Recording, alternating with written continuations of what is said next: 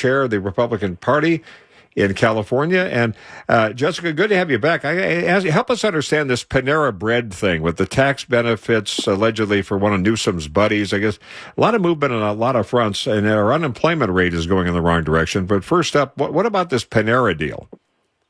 Hey, Mark, great to be with you. Well, California Democrats are looking for many, many ways to push out California business owners, and certainly raising that minimum wage is one of them. But Gavin Newsom wants to protect his very long-term buddies.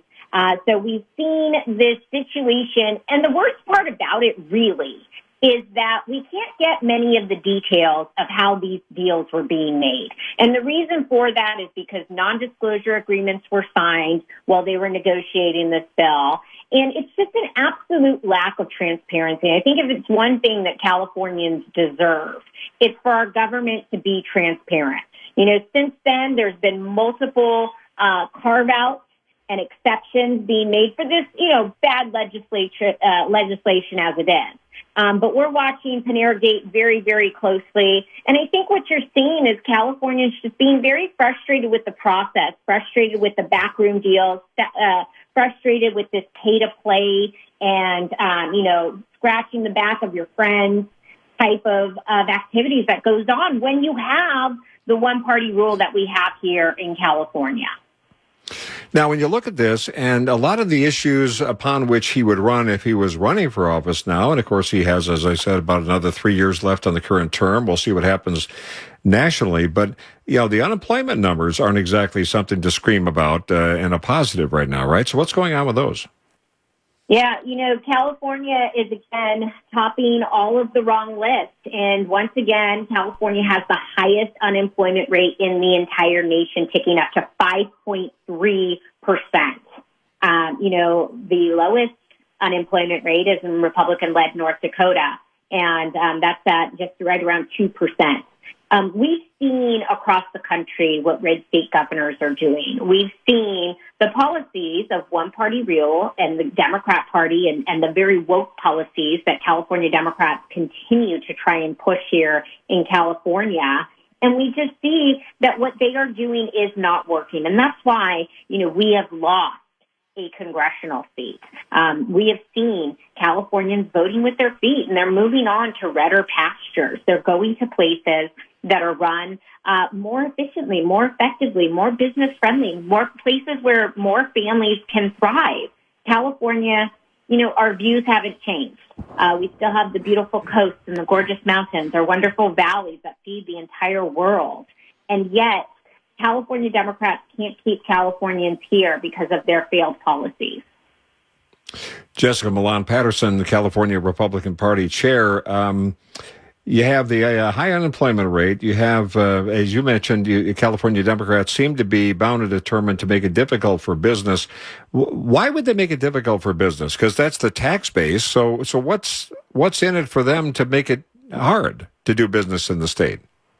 It's really kowtowing to this really woke leftist part of their party.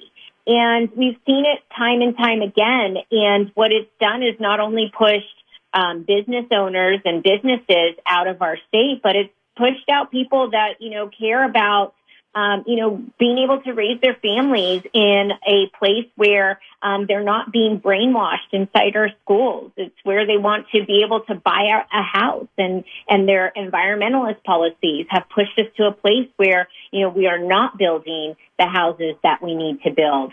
We don't have the jobs that are keeping up with inflation and the cost of living here in California.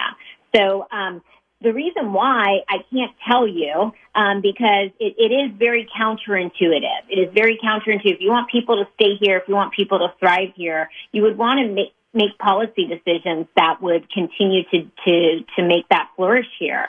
But we're just not seeing that from California Democrats.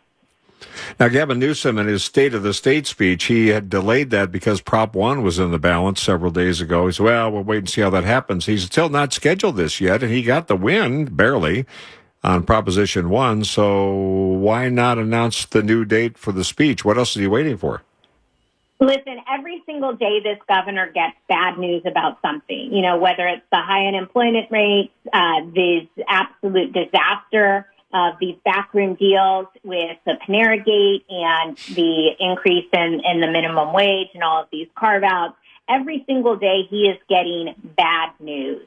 And so I think he's going to try and push this off as much as possible. You'll remember the last time around, he didn't even do a traditional state of the state. Instead, he cost our taxpayers a lot more money by doing his state of the state road tour Yeah. and now with a $73 billion deficit, it's hard to make the argument that you should go out and spend that kind of money. Jessica Milan Patterson, a lot of interesting twists out there. You're also seeing a lot of traction. I know a lot of things weighing kind of in the balance of the recent primary.